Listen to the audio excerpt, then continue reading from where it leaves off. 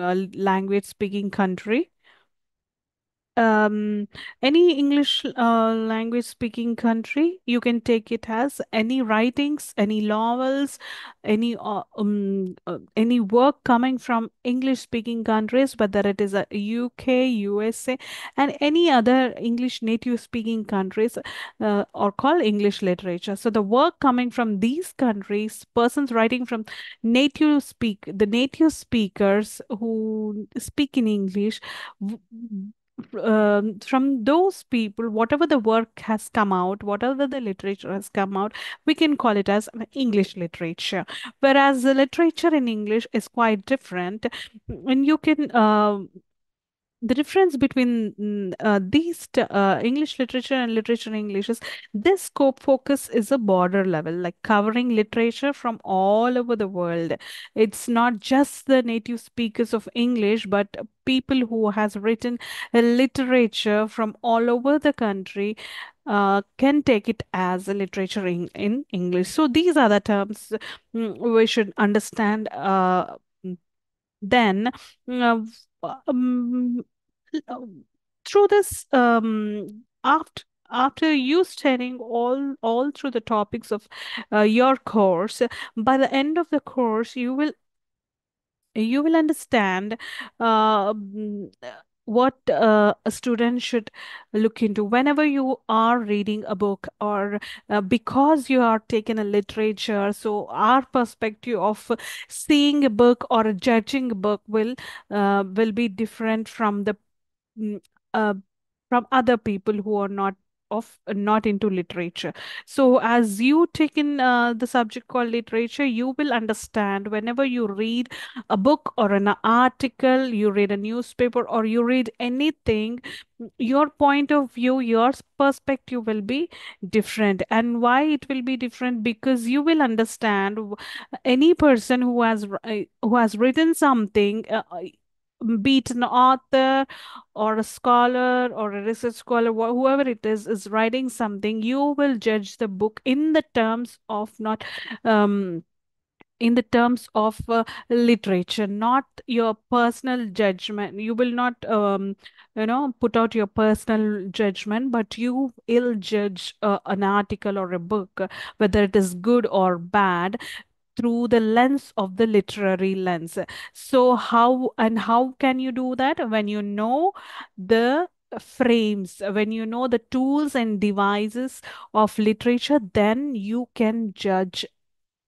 Your judgment or your criticism or your lines, your preview, your feedback um will be okay. If you're not um if you're not a literature person, then when you judge a book or an article or any other thing, you won't see the thing, you won't see the topic as a literary topic, but you will take it personally. So by the end of this course, you will understand what are the devices when you write a poem, or where it is a drama or a novel or a narration, whatever it is, be it as a comic, whatever the frame you have chosen, you want to write, but you will write in that frame where the literary tools or devices are taken. So mm, till now, whoever the author, whoever the writer has written, so they have maintained certain rules and regulations when they wrote something. So let us learn all the tools and devices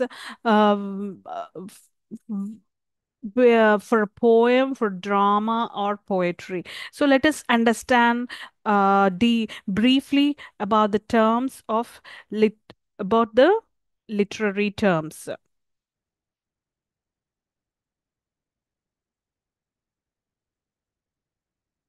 All right.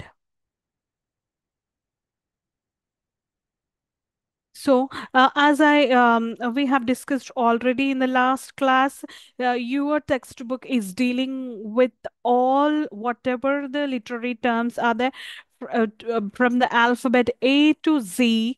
All the literary terms are written in your book. You can go through them. There are plenty of terms. We cannot keep on explaining one by one, because if I start explaining one by one, I think it takes all the class, all the online classes. So I will just leave it to you. But there are few important terms which I'll just give you a glance of it, which we already discussed.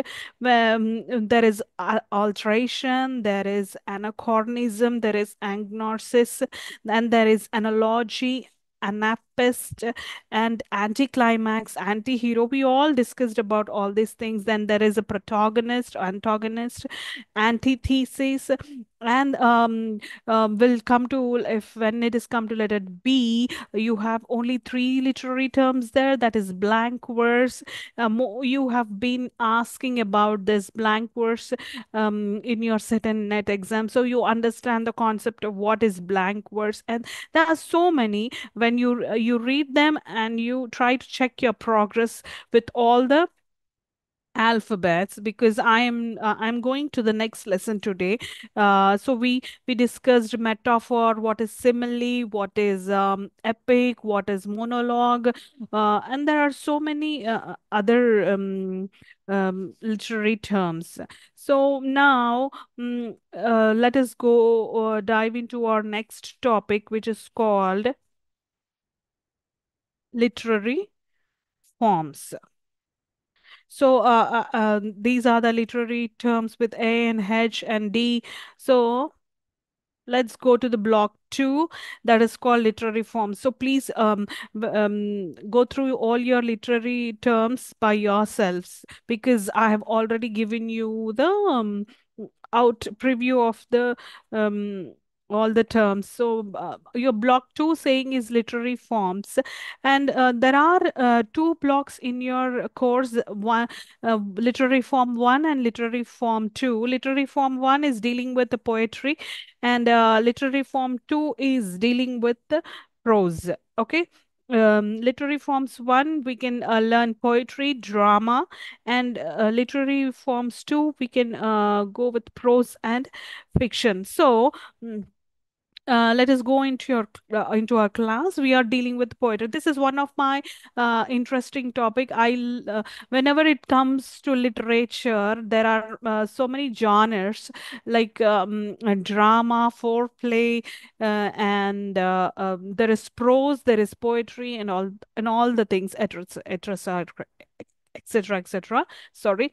So poetry is one of the interesting topic for me. I feel very excited when I read some poem, or the way the author writes, the way the author choose to write. So let us understand the inner sides of the literature terms. How to write. If we are interested, we are moved through the poems, and we like to write some poems. So what are the rules and what are the devices that we need to keep in mind whenever we have to write a poem? So I'll give a brief introduction of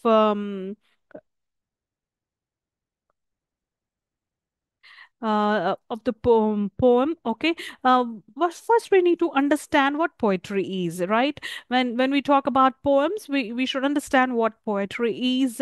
If we understand what is poetry, we should think of how do it has different kinds of poetry, or it is only sticking to one poetry, and the recognition of the characteristic features of each type of poem. So as I told you before, whenever you see a literature work, so you see in the lens of the literature person. So the same thing, whenever you see a poem, now after this lesson, you should understand what kind of poem it is. You have to see, when you see a poem, you can easily judge what characteristics features do this poem is playing.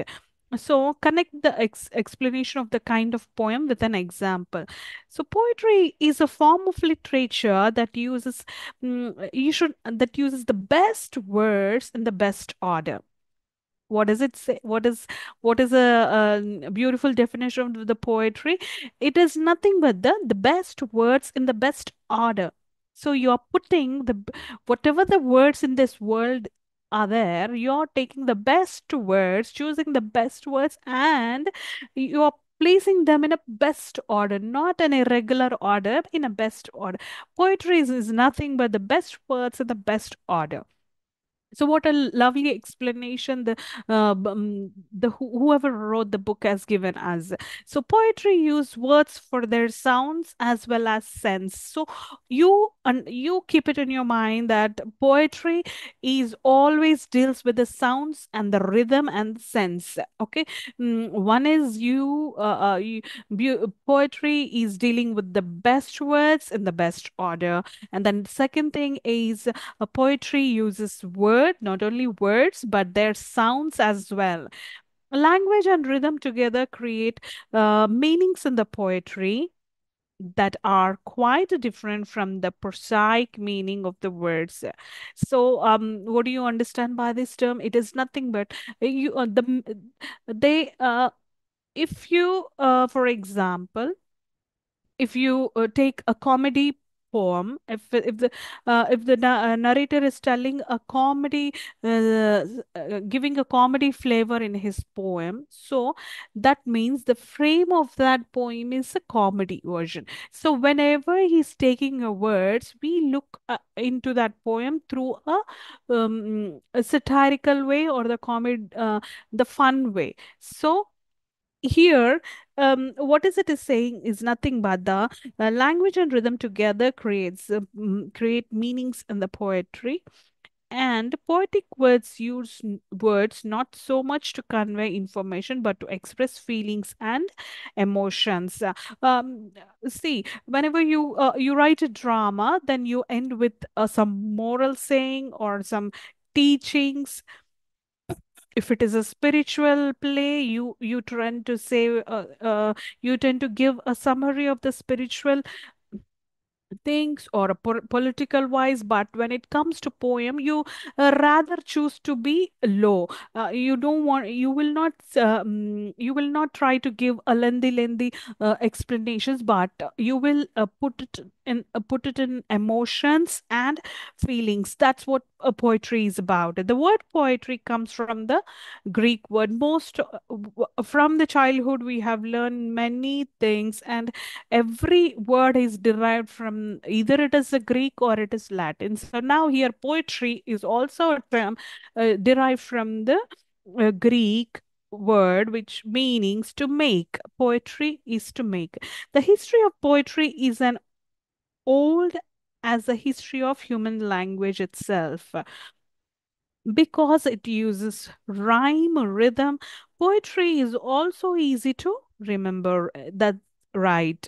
This is probably why poetry has been used by humans from time immemorial to store and transfer knowledge from one generation to the next.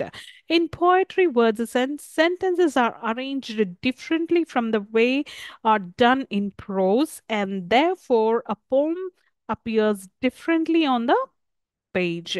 And because it looks different, we also read and understand a poem differently from the way we read and understand a prose passage. So let us quickly, I will take you to the brief features.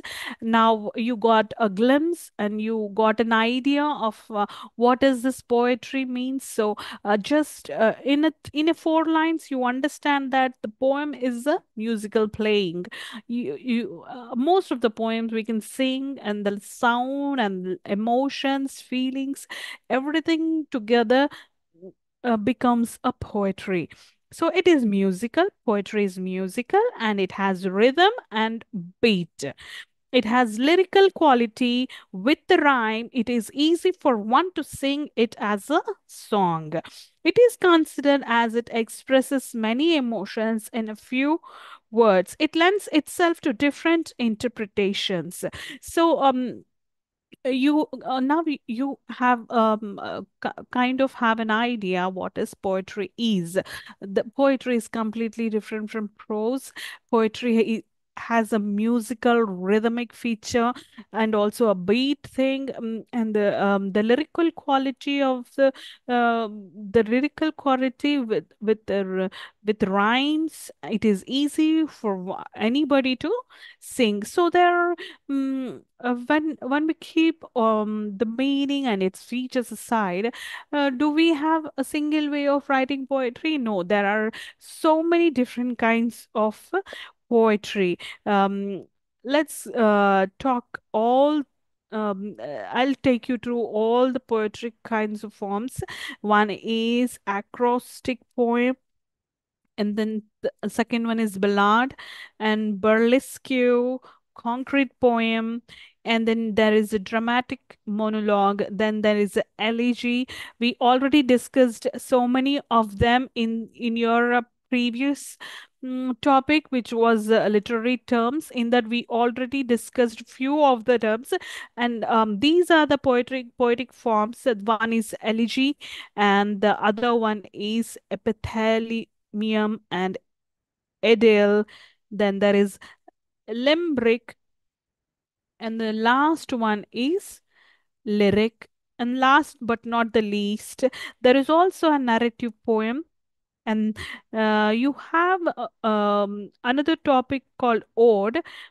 There it's saying ode are many types, like Pindaric ode, Horatian ode, irregular ode, and there are types of sonnet also.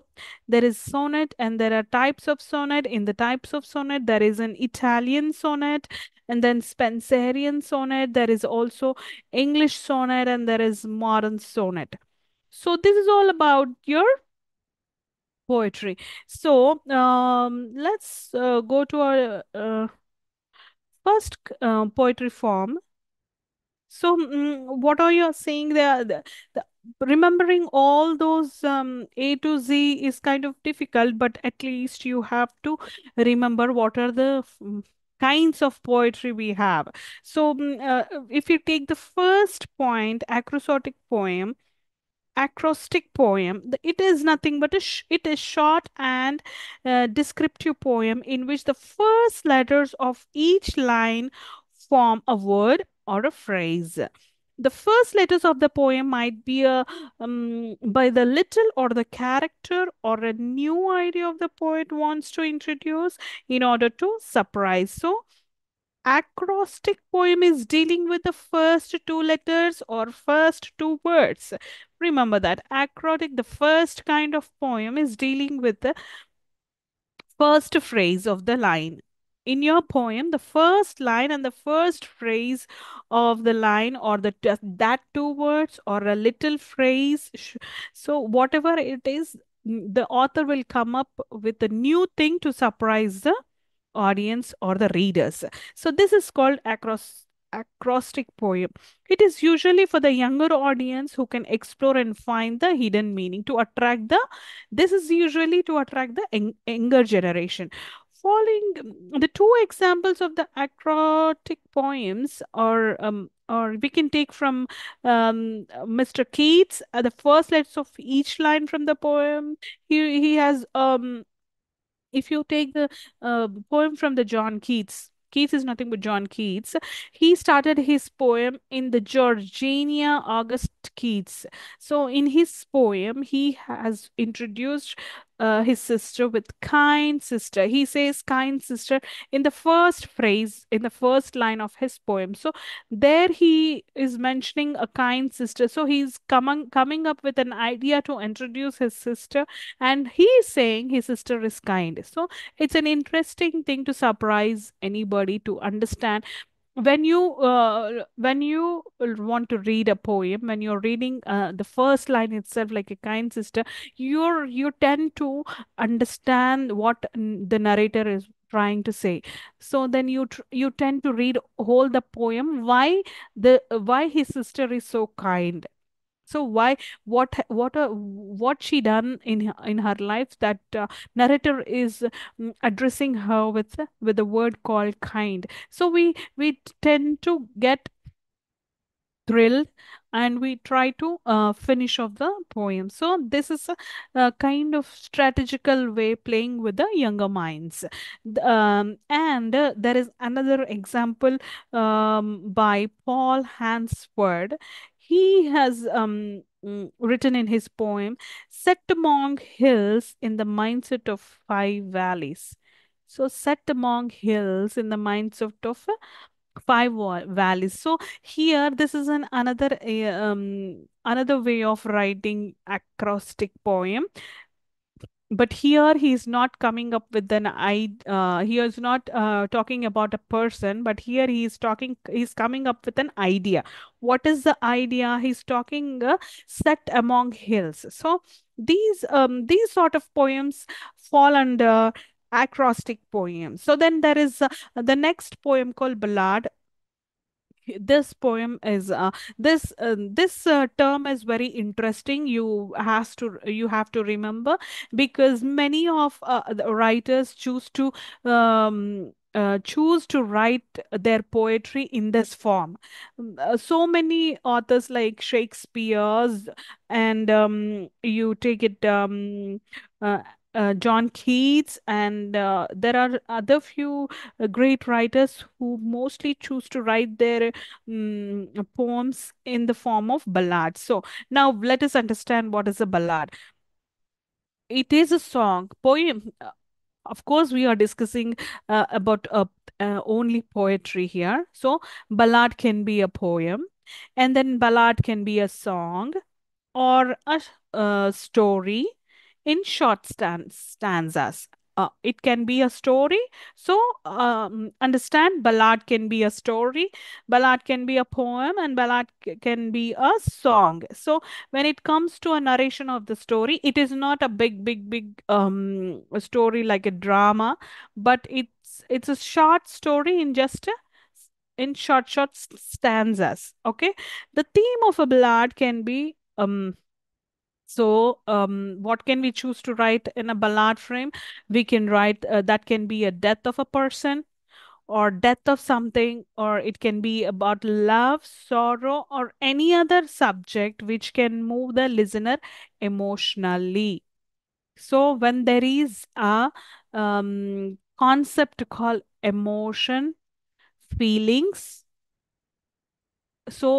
when narrator wants to connect the reader with with a emotional line, or the feelings, or depression or sorrow things, so he tries to choose the frame called ballad. So you can write a song in a ballad frame, or you can write a poem, you can narrate a story in a short stanzas.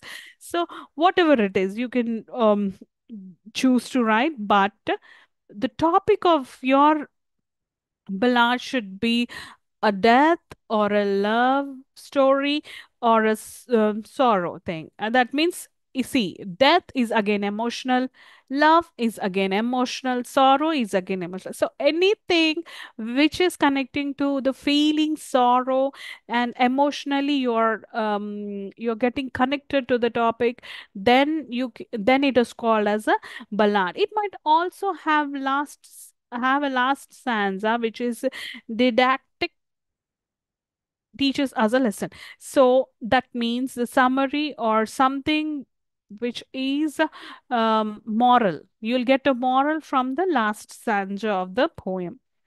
The two main characters of the ballads are incremental repetition and the ballad stanza. Incremental repetition is a repetition of one or more lines. The ballad stanza is made up of four lines. Most commonly, the first and the third lines contain 4 feet. So, what lines are containing 4 feet? The first and third lines. That means alternative, first, second, third, fourth. The stanza has four lines. Those the first one and the third one are containing how many feet? 4 feet. While the second and fourth lines contain 3 feet. Ballades usually have sudden opening, short descriptions, concise use of words, and sometimes brief dialogues. So this kind of thing you can see in Rim of the Ancient Mariner. Who wrote this? Samuel Taylor Coleridge wrote this in 1782. And the other one, beautiful poem written by John Keats, it says La Belle Dame Sans Mercy. La Belle Dame Sans Mercy. I think you have all listened to this poem. You have this poem in your schoolings, maybe in ninth or tenth. I don't particularly remember. That's a beautiful poem written by John Keats, and that poem is also as a frame of ballad. So you remember ballad is a you ballad can be a song, a narration of a short story that you write in stanzas, or it can be a poem. But what are the rules here? So the first and third lines can be 4 feet, and the third and second and fourth lines can be should be 3 feet. All right. So let's jump into the other topic, burlesque. And this kind of poetry is which a serious subject is treated lightly and frivolously, and frivolous is treated as seriously. That means vice versa. That means joke, any comedy thing has taken as serious, and the serious one is taken as comedy. So this kind of writing, that's an interesting kind of writing. You might be thinking, who wrote this kind of interesting poem? So then, if you want to see an examples of burlesque, sorry. So there are two famous examples here for burlesque. One is Alexander Pope's and the Samuel Butler. So Alexander Pope's The Rape of the Lock. So are you getting me? Why? Look at the title of the poem, The Rape of the Lock. That means, can anybody rape a lock? No. But the author has choose to write that means comedy and the seriousness. Rape is something uh, which is uh, uh, which is something very what do you call the different word from the lock. Nobody can rape a lock. So here, rape and the lock is the title of whose poem this is. Alexander Pope's. You can go home, or after the class you can read a poem. If you are not having any textbooks or to go through, you can just Google it. It will tell you. So the rape of the lock and the Samuel Butler's Hudibras. These two are the beautiful examples of which kind of poem. Is it ballad? No, no, no, no.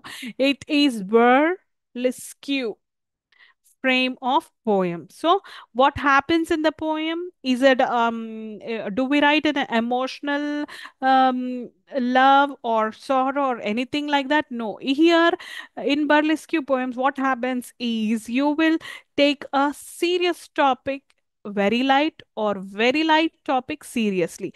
That means serious subjects is treated lightly, and frivolous is treated seriously. That is what it about burlesque. Let's jump into the other topic called concrete poem.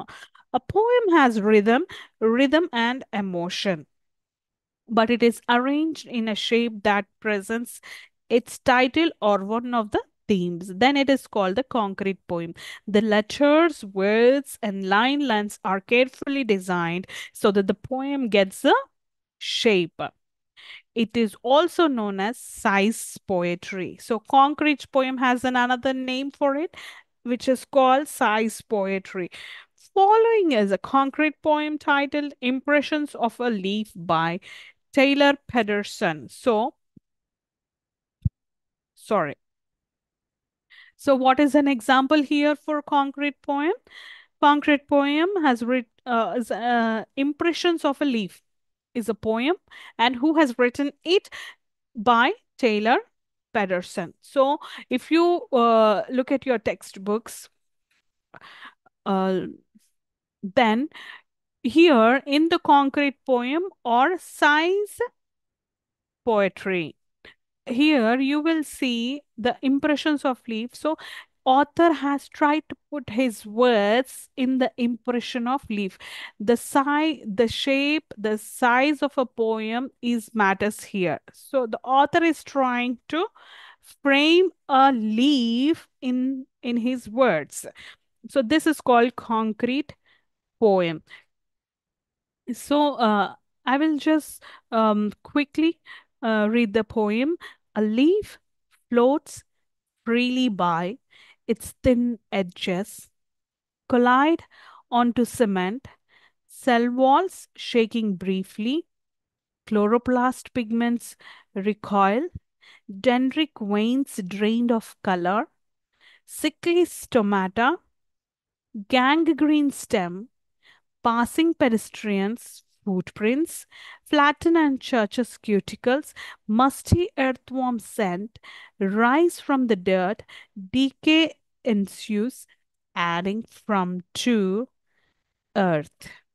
So, if you see the shape of the poem, it is almost like a leaf.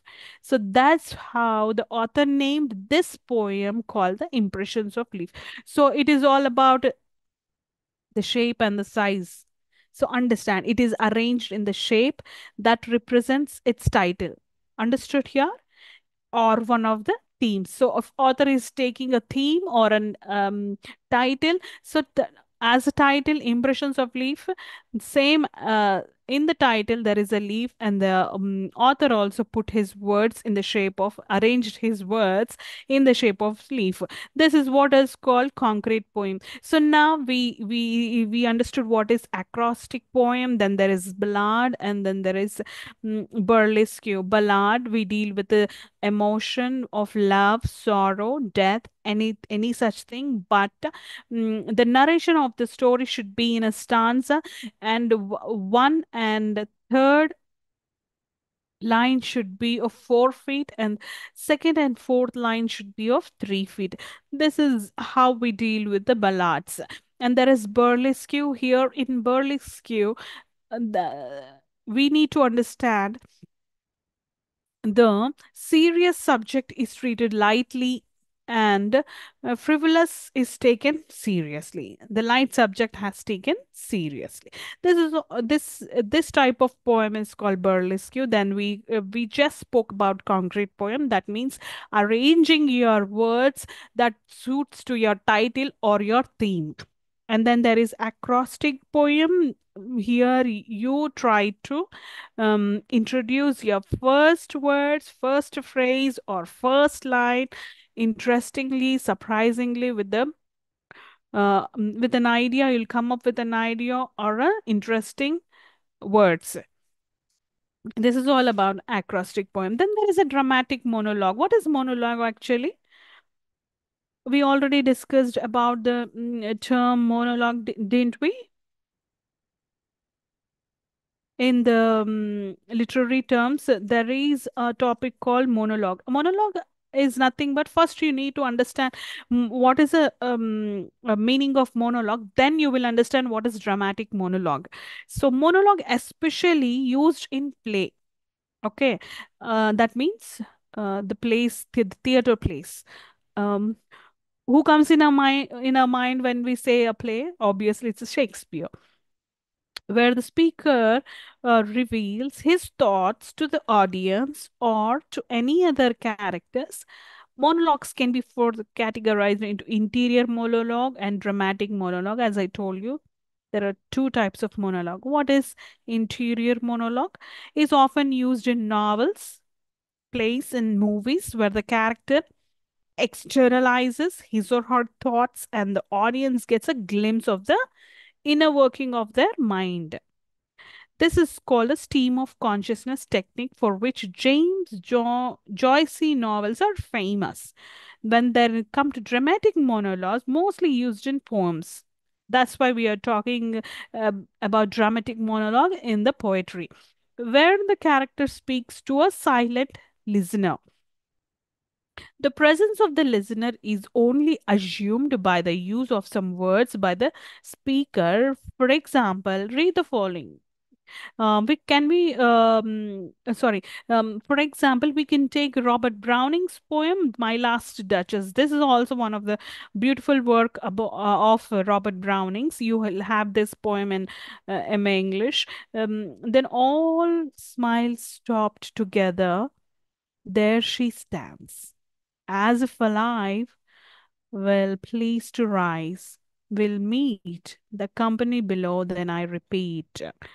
So this is one of the example for the dramatic monologues. That means the character speaks to a silent listener. Whoever listening silently, the character is speaking to them. But whereas in interior monologue, the dialogue has set to himself in the mind, in your subconscious mind. If you're talking to yourself, this is called a dramatic monologue. Sorry, interior monologue. Dramatic monologue is something that the character is speaking to the silent listener. So now, in the poetry, a poem in which the poet addresses an image or a silent listener directly about a specific topic in detail. In the process, information about the speaker is also revealed. These poems are dramatic in the sense that they have theatrical qualities. That is, a poem is meant to be read to an audience. To say that the poem is a monologue means that these are the words of one solitary speaker with no dialogue coming from any other characters. So there are so many persons who wrote in a dramatic monologue, that is while Alfred Tennyson, and then Robert Browning's Last Duchess, and then Matthew Arnold's Dover Beach, T.S. Eliot's The Love Song of J. Alfred Prufrock. Then there is Edgar Allan Poe's The Raven, and the Sylvia Plath's Daddy. So there are so many dramatic monologue examples you can go through. Then the next topic is elegy. Elegy is one of the term which I'm so touched of. It is a mournful, melancholic, or plaintive poem.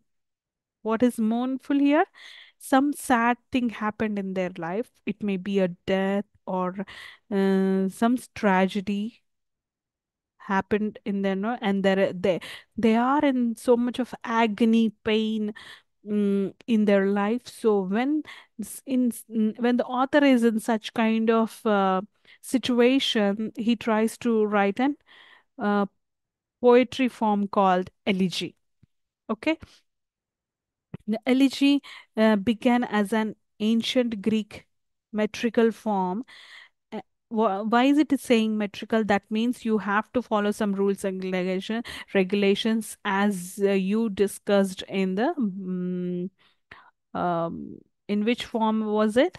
It was in ballad. So you have to remember that the first and third lines of a stanza, and the second and fourth lines of the stanza should be in certain feet. So there is a metric form you need to follow. So here, elegy also has a metric form. It is coming from the Greek metrical form. So what is that? Let's look into it. It's a traditional written in response to the death of a person or a group. So what do you mean by group? Group is something like some people have went to a war to achieve something, or to back in those in ancient days they used to go in and explore or discover something, and they will never return back. Some group of people will leave the tribe and go to explore some food or something that is related to their life, and they will never get back. That means they will never see the tribe again. They have never seen the tribe. In such cases, the elegy form has come up. So it has a Greek metrical form. Though similar in function, the elegy is distinct from the epitaph, ode, and eulogy. So there is ode. There is another form called ode. Here also you will mourn for a person. You will write a death of a person, or you will try to write a biography of a person. But you are trying to put an autobiography of a person in an so anything such kind of things comes under ode. So um elegy and ode are none of the nevertheless the same things, but um kind of same form, but they are not the same thing actually. So elegy is different and ode is different, remember that. So that's what the author is trying to say here. And it functions same, like elegy and ode function same, but they are different. So the ode slowly exalts, and the elegy is most often written in a formal prose. That means, okay, now here, for example, if you take simile and metaphor, the function of both of the literary forms looks like same. You are addressing something, but in metaphor you will not use like and as, but in simile, when you are when you are taking example of comparing to another thing, another subject or an object or a person, you will say it as like or as. That means you can say my hair is like a my hair is like that, or my hair is like a snake. Just a stupid example, silly example I'm giving. But whenever you say like, then that is a simile. Whenever you are putting a statement, you're directly saying without a like or without as, that is called metaphor. But you feel like both the functions are the same. In the same way, elegy and ode are the both functions in the same way, but in elegy it is most likely a formal prose. Like you are talking in a low tone, and you are telling your pain, sorrow, your grief. But in ode, you are praising a person. It is an mm, exaltation of a person. So that's the difference there. The elements of the traditional elegy mirror three stages of loss. First, there is a lament, where the Shakespeare expresses grief and sorrow, then praise and admiration of the idealized dead, and finally consolation and solace. So, did you understand the three mirrors of the stage of elegy? First, it is dealing with the lament. I mean, loss. The stages of loss is the first one is lament, where the speakers try to speak about the grief and sorrow. Then he will uh, go to the another phase called praise and admiration of the person who is dead. Then he will go to consolation and solace. Then he will give a solace in the poem there at the end.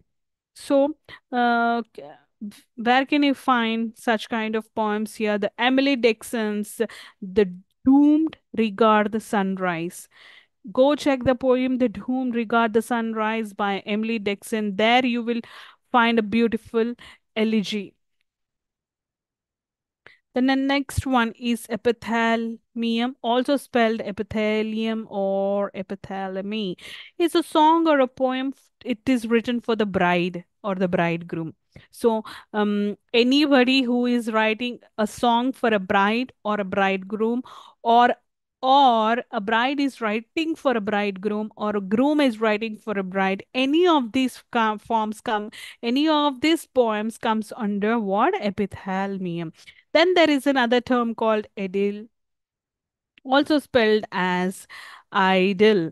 from Greek idealion, which means the little picture. So a short poem of a pastoral or rural character in which the element of the landscape is depicted or suggested. The term was used in Greece to designate a variety of brief poems on simple subjects in which the description of natural objects was introduced.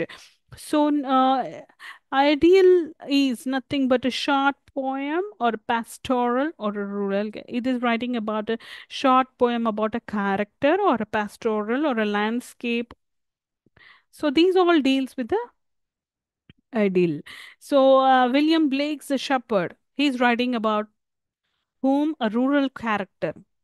Who is a what is a rural character here? The shepherd. He is writing. William Blake has written a beautiful poem called The Shepherd. This form of writing is nothing but idyll. So he's talking about a shepherd. So what he's saying about this, how sweet is a shepherd's sweet lot. From the morn to the evening he strays. He shall follow his sheep all the day, and his tongue shall be filled with praise. For he hears the lamb's innocent call, and he hears the eve's tender reply. He is watchful while they are in peace, for they know when their shepherd is neigh. So this is a beautiful short poem, who written by William Blake, who wrote about a rural character called the shepherd. So this is an example for a idyll. So there is another term called limerick, a short humorous poem that means a witty way. You're writing in a witty way. Short humorous poem consists of five lines. The first, second, and fifth line should have 7 to 10 syllables while rhyming and should have the same verbal rhythm. The third and the fourth lines have to have only 5 or 7 syllables and have to rhyme. Sorry, with each other and have the same rhythm. Limericks are humorous, often nonsensical, and frequently ribald. They are popular form in children's verses, yes, or well known to generations of English speaking readers by way of Mother Goose rhyme, nursery rhymes first published in 1951. Mother Goose rhymes are really, really, really wonderful rhymes because I'm also a big fan of Mother Goose rhymes because all my children all loves the rhymes of Mother Goose rhymes. Here, you can understand what I'm trying to say is limerick is a form of a poetry where you will try to keep up the rhythm live so that the children find interesting to learn their poems. So what is the rule that you have to follow in a limerick poem? That is first, second, and fifth line should have 7 to 10 syllables while rhyming and should have the same verbal rhythm. Then the third and fourth line should have the 5 or 7 syllables. Third and fourth line should have 5 to 7 syllables, and first, second, fifth line should have 7 to 10 syllables, and they have to. Another must and should point is that it has to have a rhythm. So let us sing one of his William Shakespeare's limerick. It is saying that, and let me the Kanakin clink clink, and let me the Kanakin clink. A soldier's a man, a life's but a span. Why then let the soldier drink? This is written by William Shakespeare. And the other example is Rudyard Kipling. Another limerick poem. What it says? There was a small boy of Quebec who has buried in a snow to his neck, when they said Are you phrased? He replied, Yes, I is. But we don't call this cold in Quebec. How lovely, right? Okay, then next is the lyric. Limerick is done, and then there is a lyric, and there is a narrative poem, and then is ode.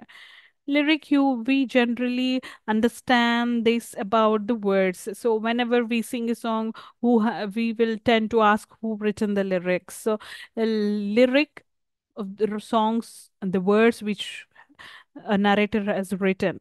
It is a collection of verses and choruses, making up a complete song, or a short or a non narrative poem. A lyric uses a single speaker who expresses personal emotions or thoughts. Lyrical poems were often popular for their musical quality and rhythm, are pleasing to the ear, and are easily put to music. The term lyric originates from the Greek word lyre. Remember this. The term lyric originated from the Greek word, which is that word lyre, which is an instrument used by the Grecians to play when reading a poem. Lyrical poets demonstrate specific moods and emotions through words. Such moods express a range of emotions from extreme to nebulous about life, love, death, or other experiences of life. This is what is called lyric. And there is a narrative poem, and then there is ode.